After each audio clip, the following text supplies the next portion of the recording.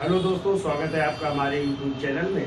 तो देखिए, चर्चा चल रही थी जो है सामाजिक सुधार आंदोलन की। और सामाजिक सुधार आंदोलन में जो है बहुत सारे जो है सुधार हुए थे। जैसे शिशु वध प्रथा होती थी या कन्या की हत्या की जाती थी, उसमें सुधार किया गया, कानून लाया गया। इसके अलावा विधवा पुनर्विवाह के लिए कानून लाया गया। इसके अलावा नरबलि प्रथा चलती थी, उसके लिए सुधार किए गए। तो बहुत सारे जो है सुधार हुए, तो उनकी जो है संक्षिप्त रूप से चर्चा कर लेते हैं। तो देखिए, पहली हेडिंग डाल लीजिए, शिशु वध प्रथा या कन्या वध प्रथा है। तो देखिए, इसमें लिखो, शिशु वध प्रथा राजपूतों एवं बंगालियों में प्रचलित थी। शिशु वध प्रथा, शिशु वध प्रथा बंगालियों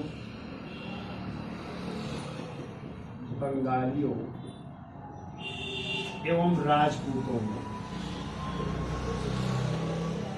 बंगालियों एवं राजपूतों में प्रचलित थी। बंगालियों एवं राजपूतों में प्रचलित थी। लिखो, governor general John Shore, governor general John Shore ने, गवर्नर जनरल जॉन शोर ने 1795 ईस्वी में बंगाल नियम 21, 1795 ईस्वी में बंगाल नियम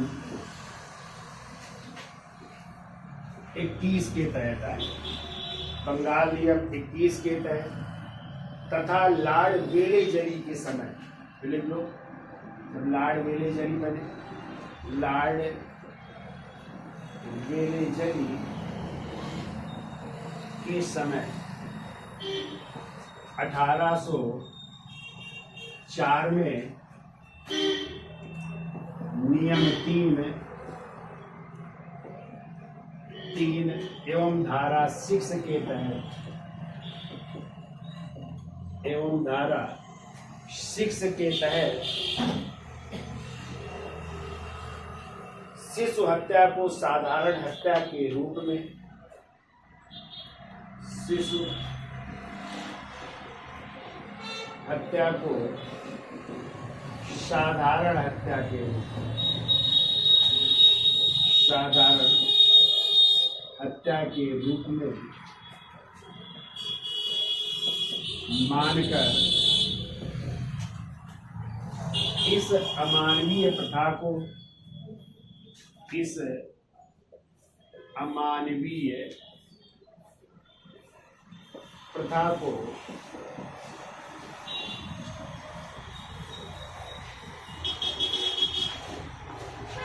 समाप्त कर दिया गया। इस अमानवीय प्रथा को समाप्त कर दिया गया।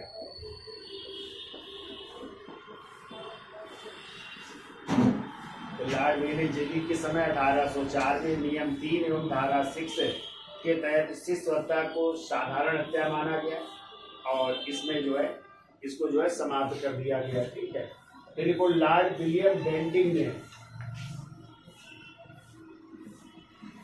लॉर्ड विलियम बेंटिंग ने, जब लॉर्ड विलियम बेंटिंग बने, लॉर्ड विलियम बेंटिंग, और इनका एक टाइम लिखना हो तो लिख दो। इनका टाइम है 1828 से 1835 तक थे, 1828 से 1835 तक। ठीक है, तो पहले ये जो है बंगाल के गवर्नर जनरल बनकर के आए थे। फिर इन्हीं के समय कौन सा एक्ट आया था? 1833 का चार्टर एक्ट। और उसी के तहत जो है जो बंगाल का गवर्नर जनरल होता था उसे क्या बना दिया गया था? भारत का गवर्नर जनरल। तो कौन बन गए थे?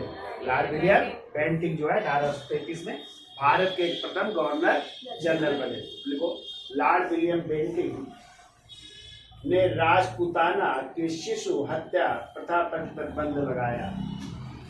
राजपूताना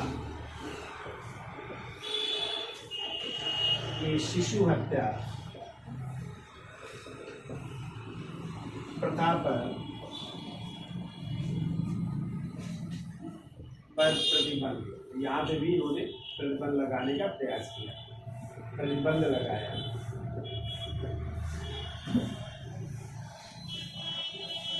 देखो लॉर्ड हार्डिंग अगले गवर्नर, लॉर्ड हार्डिंग ये फर्स्ट है और इनका टाइम है 1844 से 48, 1844 से 1848 ईस्वी। इन्होंने संपूर्ण जो है भारत में जो है इस प्रथा को जो है समाप्त कर दिया था। ठीक है, तो देखो ने संपूर्ण भारत में बालिका शिशु प्रथा का निषेध किया। संपूर्ण भारत में बालिका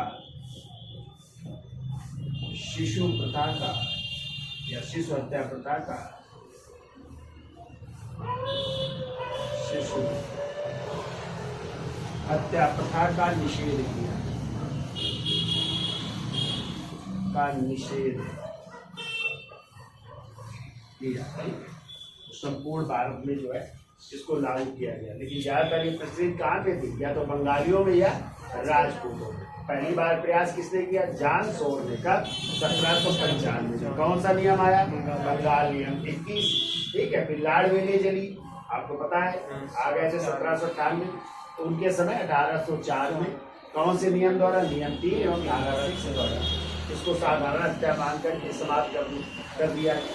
फिर भी राजपूताना में प्रचलित थी, तो लॉर्ड विलियम बेंटिक ने वहां पे इसको रोकने का प्रयास किया, प्रतिबंधित किया, और फिर लॉर्ड हार्डिंग प्रथम ने संपूर्ण भारत में इसको समाप्त करने का जो है कानून लाया गया। ठीक है, तो ये थी शिशु वध प्रथा या कन्या वध प्रथा से संबंधित।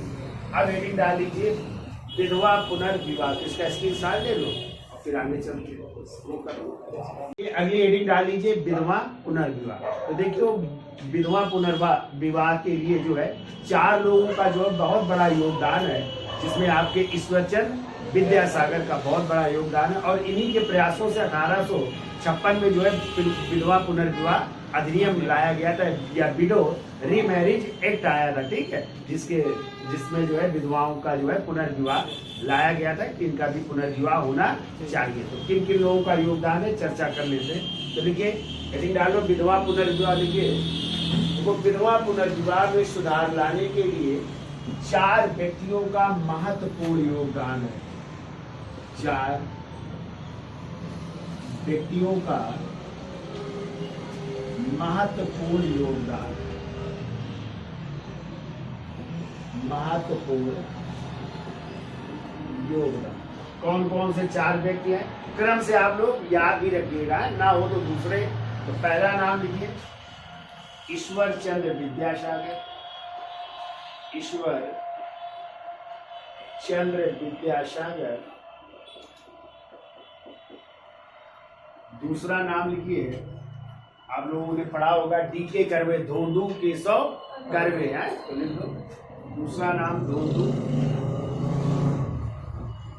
केशव कर्वे। फिर तीसरा नाम याद रखिएगा, तीसरा नाम लिखिए वीरेश लिंगम पुंतलू, वीरेश लिंगम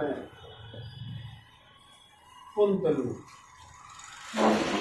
और इनका दक्षिण में योगदान रहा, ज्यादातर जो है दक्षिण में बहुत बड़ी भूमिका निभाई, यानी मद्रास साइड है, तमिलनाडु साइड।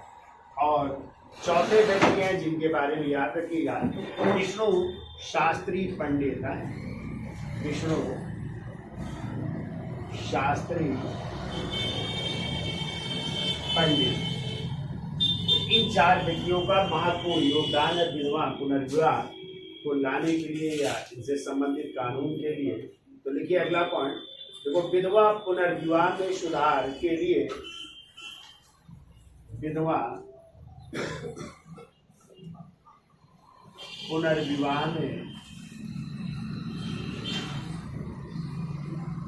में सुधार के लिए, सुधार के लिए ईश्वरचंद विद्यासागर के प्रयत्नों से, ईश्वर चंद्र विद्यासागर के प्रयत्नों से, ईश्वर चंद्र विद्यासागर के प्रयत्नों से 26 जुलाई, डेट भी याद रखिएगा आप लोग, 26 जुलाई 1856 को window remarriage act, window remarriage act, window remarriage act या लिख लो विधवा पुनर्विवाह कानून, हिंदी में भी लिख लीजिए, विधवा पुनर्विवाह कानून।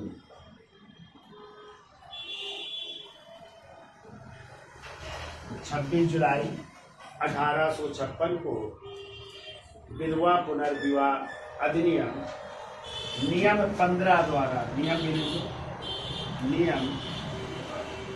15 द्वारा कानूनी मान्यता प्रदान की गई।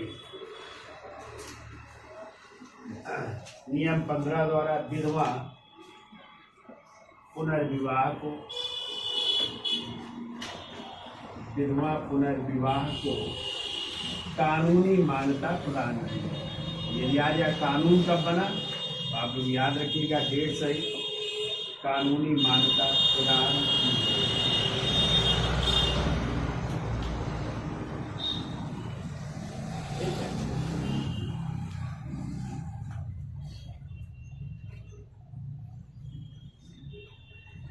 अब देखो इसमें क्वेश्चन कई पूछे जाते हैं, पूछा जाए विधवा पुनर्विवाह अधिनियम का प्रस्ताव किस गवर्नर जनरल के समय लाया गया, तो लाया गया था लॉर्ड डलहौजी के समय, लेकिन कानून किसके समय बना, तो कानून बन रहा है इस समय, चूंकि 26 जुलाई 1856 को इस समय हो गए लॉर्ड कैनिंग। ठीक है, तो दोनों क्वेश्चन पूछे गए, दोनों याद रखिएगा। यानी ये प्रस्ताव किसके समय लाया गया, तो लॉर्ड डलहौजी के समय, और ये कानून किसके समय बना, तो लॉर्ड कैनिंग के समय। तो अगला पॉइंट लिख लो, हम बोल देते हैं, लिखिए देखो 1856 में विधवा पुनर्विवाह अधिनियम डलहौजी के समय लाया गया। विधवा पुनर्विवाह अधिनियम या कानून, कुछ भी अधिनियम लॉर्ड डलहौजी के समय लाया गया, लॉर्ड डलहौजी के समय लाया गया, जबकि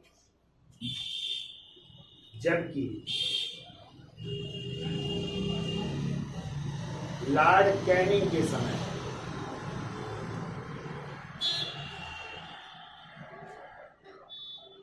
जबकि लॉर्ड कैनिंग के समय इसे कानूनी मान्यता प्रदान, जबकि लॉर्ड कैनिंग के समय इसे कानूनी मान्यता प्रदान की गई। यानी कानून बन रहा है, ठीक है, लॉर्ड कैनिंग के समय कानून बन रहा है।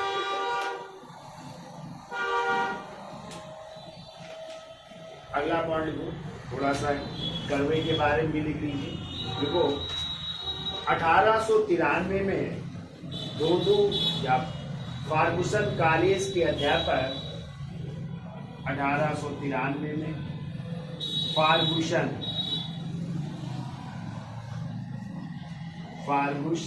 कॉलेज के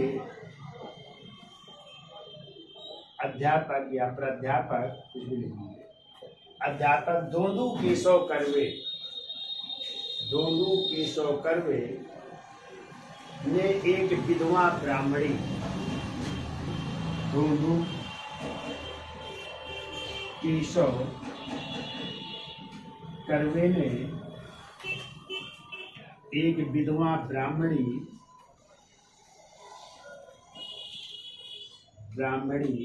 उनका नाम था गोपू बाई है, तो लिख लो विधवा ब्राह्मणी गोपू बाई से विवाह किया। तो केवल लाए नहीं, प्रयास भी नहीं किया, इन्होंने स्वयं ये किया, ठीक है, यानी एक विधवा महिला से शादी की जो है। तो एक विधवा ब्राह्मणी गोपू बाई से विवाह किया तो गोपूबाई, और बाद में इनका नाम हो गया था आनंदी बाई है, तो दोनों नाम लिख लो, आनंदी बाई भी कहते हैं। गोपूबाई या बाद में आनंदी बाई से विवाह किया और 1899 में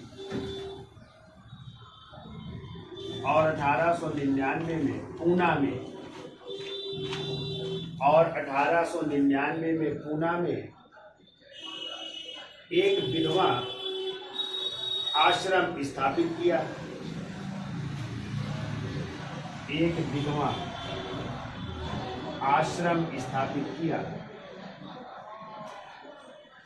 पूना में एक विधवा आश्रम स्थापित किया। फिर वो 1906 में कर्वे महोदय ने 1906 में कर्वे महोदय ने बंबई में प्रथम महिला विश्वविद्यालय स्थापित किया। बंबई में प्रथम महिला विश्वविद्यालय, जो महिलाओं के लिए प्रयास कर रहे हैं, प्रथम महिला विश्वविद्यालय स्थापित किया। प्रथम महिला विश्वविद्यालय स्थापित किया। तो 1955 में इन्हें कर्वे को 1955 में इन्हें पद्म भूषण है ना सम्मान, तो सबसे बड़ा सम्मान कौन सा? भारत रत्न, फिर पद्म विभूषण, फिर पद्म भूषण, फिर पद्मश्री। 1955 में क्या मिला? पद्म भूषण मिला, ठीक है। फिर वो 1958 में इन्हें भारत रत्न से सम्मानित किया गया। 1958 में इन्हें क्या मिला? भारत रत्न भी प्रदान किया गया। 1955 में पद्म भूषण और 1958 में इन्हें भारत रत्न प्रदान किया गया। तो आपको पता है भारत रत्न की शुरुआत कब हुई थी? 1954 में। कल अभी हमने डाला है यूट्यूब में ना, क्वेश्चन डालते हैं ना क्विज, उसमें डाला है कि सर्वप्रथम जो है भारत रत्न की शुरुआत कब हुई थी? तो 1954 से। किसको दिया गया था? 3 लोग कौन थे वो? सीवी रमन, सी राजगोपालाचारी और डॉक्टर सर्वपल्ली राधाकृष्णन, ठीक है। इन 3 लोगों को दिया गया था, तो याद रखिएगा वो भी। और अभी 5 लोगों को दिया गया है। कौन से 5 लोग हैं? लाल कृष्ण आडवाणी जी और MS स्वामीनाथन, PV नरसिम्हा राव चौधरी, चरण सिंह और कर्पूरी ठाकुर, बिहार के पूर्व मुख्यमंत्री, इनको दिया गया। तो 4 लोगों को मरणोपरांत और लाल कृष्ण आडवाणी जो इस समय जिंदा है, 5 लोगों को दिया गया, ठीक है। तो याद रखिए, तो याद हो जाएगा इतना है। 4 व्यक्तियों का योगदान है विधवा पुनर्विवाह को लाने के लिए। ईश्वरचंद विद्यासागर, धोंडू केशव कर्वे, वीरेश लिंगम पुंतलू और विष्णु शास्त्री कर्वे, ठीक है। 4 याद रहेंगे। तो सर्वप्रथम जो है किसने प्रयास किया? ईश्वरचंद विद्यासागर। और इन्हीं के प्रयत्नों से कौन सा कानून आया? 26 जुलाई 1856 में विडो रीमैरिज एक्ट, यानी विधवा पुनर्विवाह कानून आया। और नियम 15 द्वारा इसे कानूनी मान्यता प्रदान, यानी विधवाओं के भी पुनर्विवाह कर सकती है, ठीक है। फिर इसके लिए हमने आपको बताया था ये जो है अधिनियम लाया किसके समय गया था? तो लॉर्ड डलहौजी के समय। और कानूनी मान्यता कब प्रदान किया, इसे पास कब किया गया? तो लॉर्ड कैनिंग के समय, ठीक है। फिर हमने बताया दूसरे व्यक्ति कौन थे? धोंडू केशव कर्वे, तो जो किस कॉलेज के अध्यापक थे? भूषण कॉलेज के अध्यापक थे। उन्होंने स्वयं जो है एक विधवा ब्राह्मणी जिसका नाम गोपूबाई था और बाद में उनका नाम आनंदी बाई, ठीक है, उनसे विवाह किया और इसके लिए प्रयास भी किया। उन्होंने 1899 में पूना में किसकी स्थापना की? विधवा आश्रम की स्थापना की। फिर 1906 में इन्होंने बंबई में क्या स्थापित किया? पहला महिला विश्वविद्यालय स्थापित किया। इनके लिए प्रयासों से भारत सरकार ने 1955 में इन्हें क्या दिया? पद्म भूषण, और 1958 में इन्हें भारत रत्न से सम्मानित किया, ठीक है। अब चर्चा कर लेते हैं वीरेश लिंगम पुंतलू की, ठीक है। तो चलिए उनकी भी चर्चा कर ली जाए। तो लिखिए अगला पॉइंट, देखो वीरेश लिंगम पुंतलू ने, हम बोल देते हैं, लिखिए। देखो वीरेश लिंगम कुंतलू ने दक्षिण भारत में, चूंकि दक्षिण भारत के थे, तमिलनाडु के थे, तो देखो दक्षिण भारत में विधवाओं के पुनर्विवाह के लिए कार्य किया। दक्षिण भारत में विधवाओं के पुनर्विवाह के लिए कार्य किया। उन्होंने दक्षिण भारत में ठीक है प्रयास किया विधवाओं के पुनर्विवाह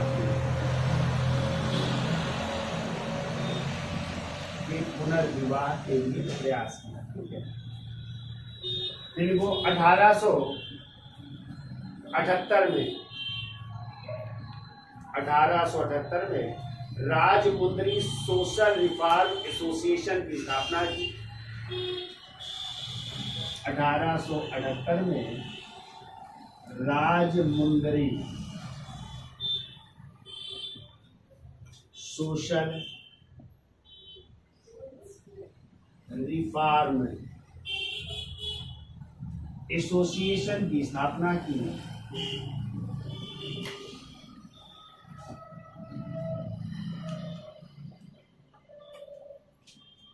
रिफॉर्म एसोसिएशन की स्थापना की इन्होंने ही, दिनेश लिंगम कुंतलू ने। ठीक है, देखो यह ब्रह्म समाज और विशेष रूप से केशव चंद्र सेन के आदर्शों से प्रभावित थे। देखो यह ब्रह्म समाज, यह ब्रह्म समाज और मुख्य रूप से किससे? केशव चंद्र सेन से, केशव चंद्र सेन से प्रभावित थे।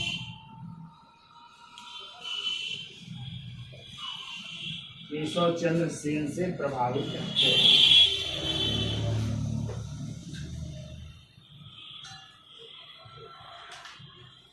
अब लिख लो इनके बारे में, विष्णु शास्त्री पंडित के बारे में। देखो विष्णु शास्त्री पंडित ने 1850 में 1850 ईस्वी में विडो रीमैरिज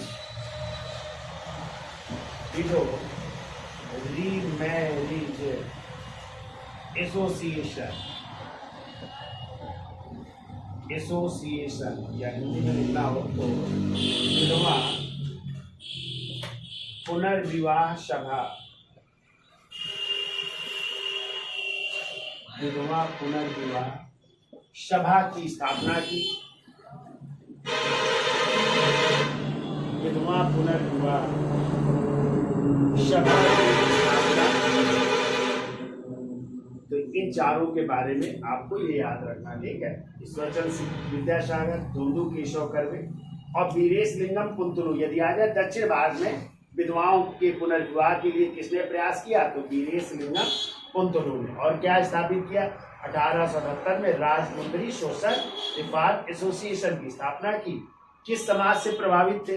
ब्रह्म समाज से। और मुख्यतः किससे? केशव। चूंकि केशव चंद्र सेन भी तो ब्रह्म समाज से जुड़े थे ना, जब देवेंद्रनाथ टैगोर उनको बनाते हैं ना।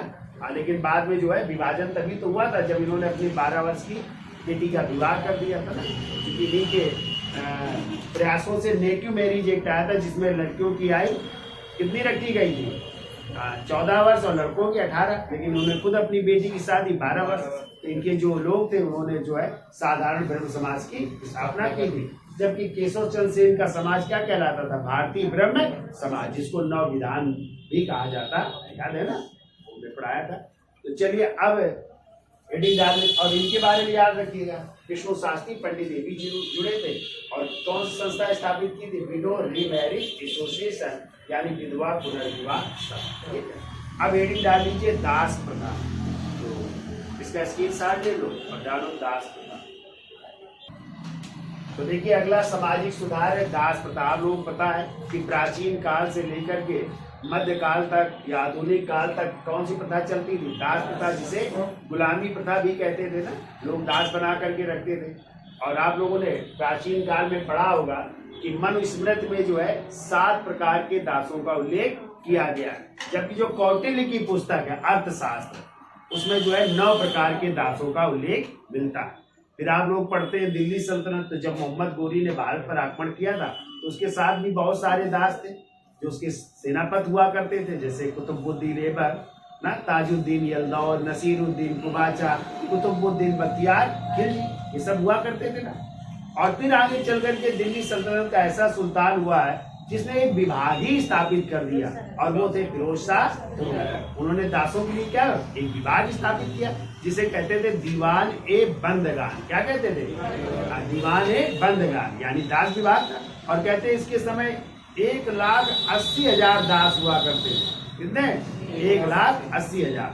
तो ये दास प्रथा जो है चली आ रही थी। और आपको पता है दिल्ली सल्तनत का जो पहला वंश ही था उसको गुलाम वंश या दास वंश या मामलूक वंश के नाम से जाना जाता है, जो 1206 में स्थापित हुआ, 1290 तक चला ना। तो कुतुबुद्दीन ऐबक ने ना गुलाम वंश की स्थापना की थी। तो कई नाम उस जानते हैं, लेकिन इसके लिए प्रयास करने का सर्वप्रथम फिर आगे चल करके कानून बनाया जाता है। और आपको पता है जब मुगल बादशाह अकबर आए, अकबर ने जो है 1562 में पहले गुलामों से टैक्स लिया जाता था, टैक्स भी उनको देना पड़ता था।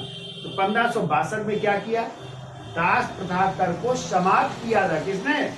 अकबर ने। पढ़ा होगा 1562 में दास प्रथा कर, 63 में तीर्थ यात्रा कर, 64 में जजिया कर को समाप्त किया था अकबर ने। ठीक है, लेकिन ये प्रथा तब भी चलती रही और आगे चल करके इसके लिए प्रयास करेंगे। 1800 जब 33 का चार्टर एक्ट आएगा तो उसमें दास प्रथा के लिए जो है कानून लाया जाएगा। और फिर 1843 में लॉर्ड एलनबरो के समय जो है अंतिम रूप से दास प्रथा को क्या कर दिया जाएगा? समाप्त कर दिया जाएगा। ठीक है, तो कब हुआ? 1843 में। किसके समय? Lord Ellenborough. ठीक है, याद हो जाएगा। तो चलो लिखो, पहले तो प्राचीन काल का लिख लो कुछ। देखो, मनुस्मृति में 7 प्रकार के, मनुस्मृति में कितने प्रकार के दासों का उल्लेख है? 7 प्रकार के दासों का, 7 प्रकार के दासों का उल्लेख।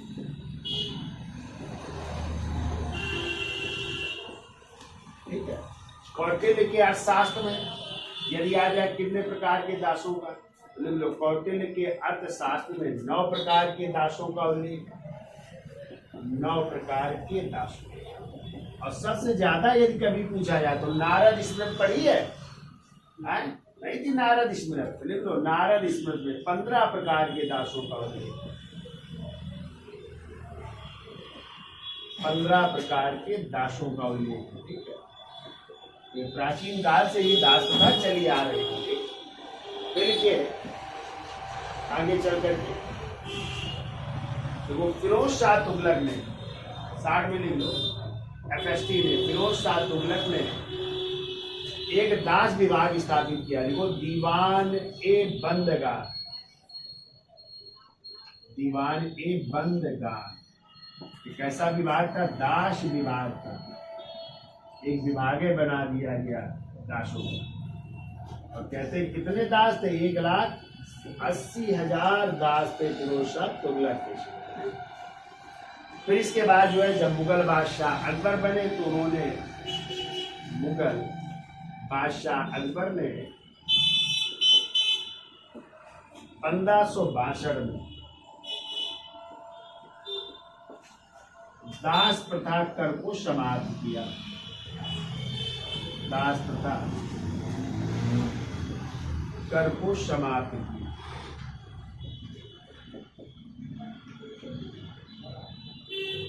बताइए, अच्छा गुलामों का गुलाम किसे कहा जाता है? अब इल्तुतमिश को गुलामों का गुलाम कहते हैं ना, कई बार क्वेश्चन आया है। क्योंकि मोहम्मद गोरी के गुलाम कौन थे? कुतुबुद्दीन ऐबक। और ऐबक के गुलाम कौन थे? इल्तुतमिश। इसलिए इल्तुतमिश को गुलामों का गुलाम कहा जाता है। ठीक है, अब देखो कब कानून आ रहा है, तो देखो 1833 के चार्टर एक्ट में, 1833 के चार्टर एक्ट में दास प्रथा से संबंधित कानून लाया गया। कानून लाया गया फिर वो 1843 में लॉर्ड एलनबरो के समय, लॉर्ड एलनबरो के समय नियम 5 द्वारा, नियम 5 द्वारा संपूर्ण भारत में, संपूर्ण भारत में दास प्रथा को प्रतिबंधित कर दिया गया, वो प्रतिबंधित कर दिया गया। ये अंतिम रूप से पूछा जाए किसके समय, तो आपको याद रखना है लॉर्ड एलनबरो के समय, कब 1843 में, ठीक है। फिर आपको पता है आईपीसी आ गई ना, इंडियन पैनल कोड आ गया 1860 में, तो उसके तहत भी समाप्त कर दिया गया। तो देखो 1860 में लॉर्ड कैनिंग के समय, 1860 में लॉर्ड कैनिंग के समय आईपीसी की धारा द्वारा या इंडियन पैनल कोड, आईपीसी की धारा द्वारा इसे अपराध घोषित किया गया। अपराध घोषित यानी कोई यदि गुलामी रखता है तो वो अपराधी माना जाएगा, ठीक है। अपराध घोषित किया गया।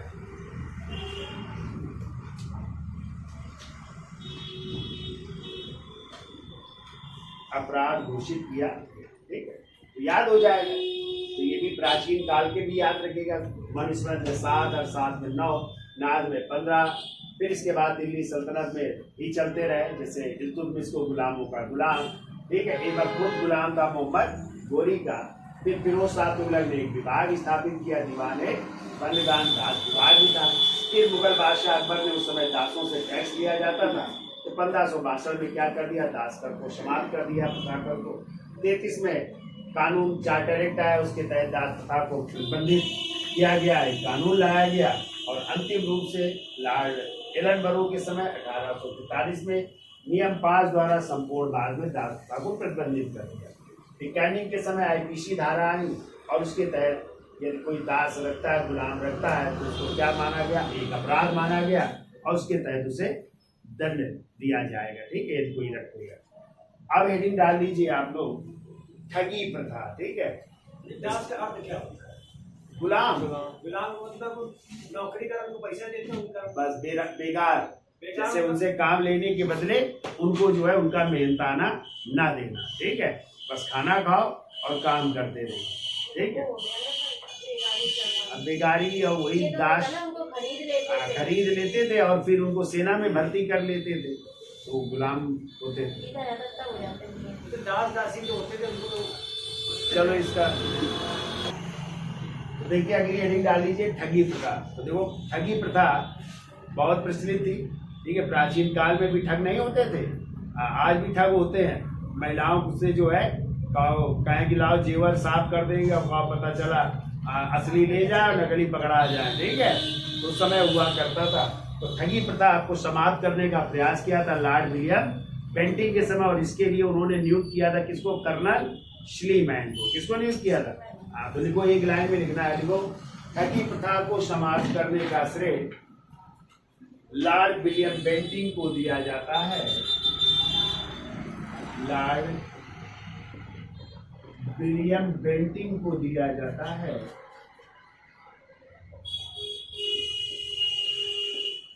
ठगी प्रथा को समाप्त करने का श्रेय लॉर्ड विलियम बेंटिंग को दिया जाता है।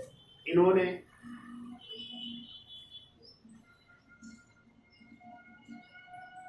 1830 में, इन्होंने 1830 ईस्वी में इसके लिए कर्नल श्लीमैन की नियुक्ति की।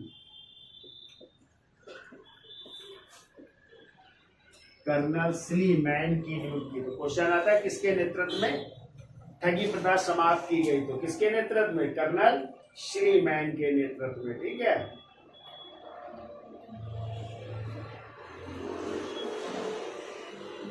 अब हेडिंग डाल लीजिए नर बलि प्रथा। देखो मानव की भी बलि दी जाती थी, और ये प्रथा ज्यादातर जो है उड़ीसा में एक जनजाति है, खोंड जनजाति, ठीक है, उसमें प्रचलित थी। इसको भी समाप्त किया गया, कानून लाया गया। तो देखिए नर बलि प्रथा, देखो 1844 में लॉर्ड हार्डिंग प्रथम ने, लॉर्ड हार्डिंग प्रथम ने नर बलि प्रथा को रोकने का प्रयास किया, नर बलि प्रथा को रोकने का प्रयास किया, रोकने का प्रयास किया, ठीक है। देखो यह प्रथा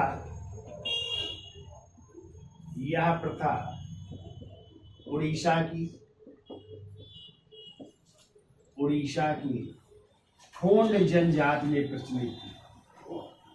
खोंड जनजाति में प्रचलित थी।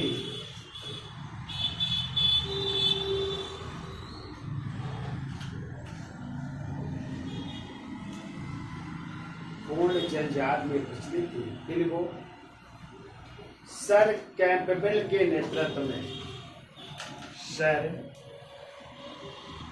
कैंपबेल के नेतृत्व में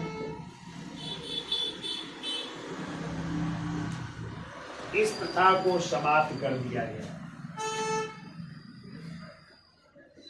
कैंपबेल के नेतृत्व में इस प्रथा को समाप्त कर दिया गया।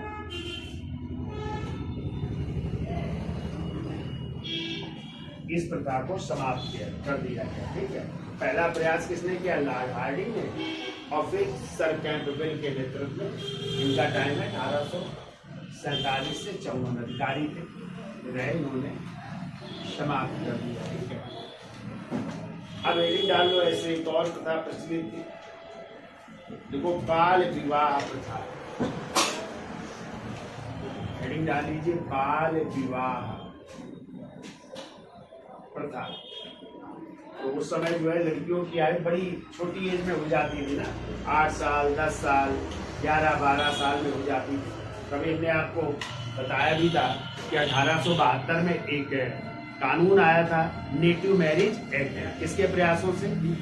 केशवचंद्र सेन, ठीक है, के प्रयासों से आया था ना, जिसमें लड़कियों की आयु क्या की गई थी? 14 और लड़कों की 18। इन्होंने खुद अपनी बेटी की शादी 12 वर्ष की आयु में कर दी थी। तो लिखो, देखिए 1872 में नेटिव मैरिज एक्ट, 1872 में नेटिव मैरिज एक्ट, या इसी कहते हैं ब्रह्म विवाह अधिनियम भी, देखो, या सिविल मैरिज एक्ट भी कहते हैं, ठीक है। ब्रह्म विवाह अधिनियम या civil marriage act, civil marriage act लाया गया, ठीक है। इसमें जो है लड़कों की लिख लो, विवाह की आयु 18 वर्ष निर्धारित की गई और लड़कियों की गई 14 वर्ष। तो प्रयास किसका था? तो लिख लीजिएगा, इसके लिए प्रयास किया केशवचंद्र सेन और ईश्वरचंद्र विद्यासागर, दोनों का नाम। केशवचंद्र सेन और दूसरा नाम ईश्वरचंद्र विद्यासागर, इनके प्रयासों से, ठीक है। केशवचंद्र सेन और ईश्वरचंद्र विद्यासागर। इसके अलावा जो है लिख लो, बहुपत्नी प्रथा को समाप्त किया गया। बहुपत्नी प्रथा को समाप्त किया गया, इसने क्या किया? को समाप्त। फिर लिख लो, अंतरजातीय विवाह को मान्यता भी दी गई, ठीक है। देखो अंतरजातीय विवाह, अंतरजातीय विवाह को मान्यता दी गई, को मान्यता दी गई। तो आजकल हो रहे हैं ना अंतरजातीय विवाह, उनको भी मान, अब तो अंतरराष्ट्रीय भी हो रहे हैं ना, विदेशों से ला रहे हैं, यहाँ की लड़कियां विदेशों में कर रहे हैं, तो भी हो रहे हैं, इसको भी मान्यता दी जा रही है। ठीक है,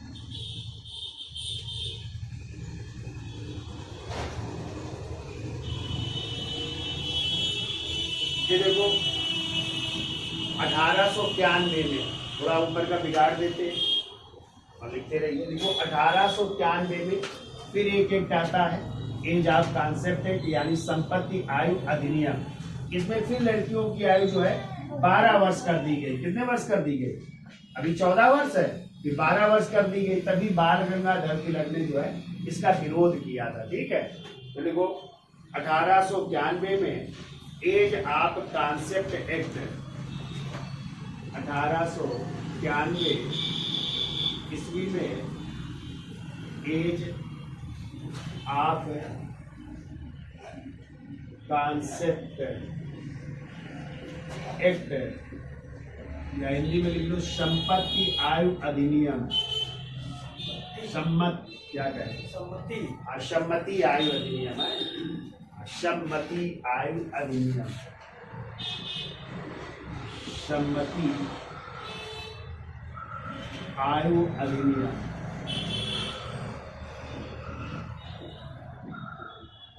सम्मति आयु अधिनियम द्वारा ब्रिटिश सरकार ने एस बंगाली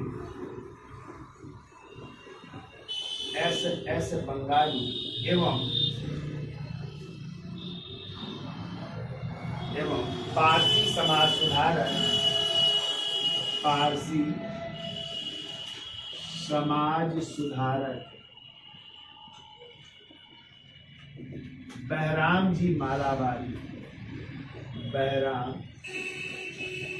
जी मालाबारी,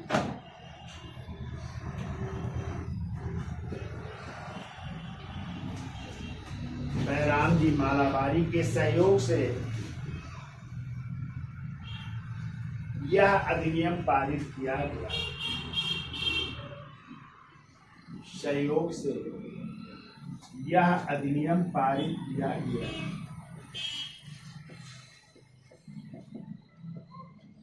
यह अधिनियम पारित किया गया। किसने पारित किया? ब्रिटिश सरकार ने। किसके सहयोग से?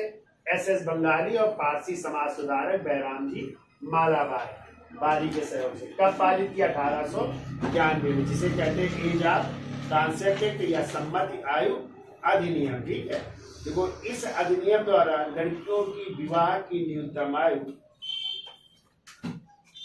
इस अधिनियम द्वारा लड़कियों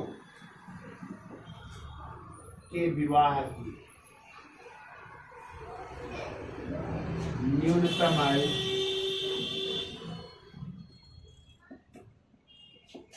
12 वर्ष निर्धारित। कितने वर्ष? 12 वर्ष निर्धारित। ठीक है, इसीलिए पूछा जाता है इसका विरोध किया किसने? तो देखो, इसलिए इसका विरोध बाल गंगाधर तिलक ने किया। बाल गंगाधर तिलक ने किया था। ठीक है, बाल गंगाधर तिलक। अब आगे चल करके देखो, लॉर्ड इरविन के समय, लॉर्ड इरविन का नाम सुना है? वायसराय।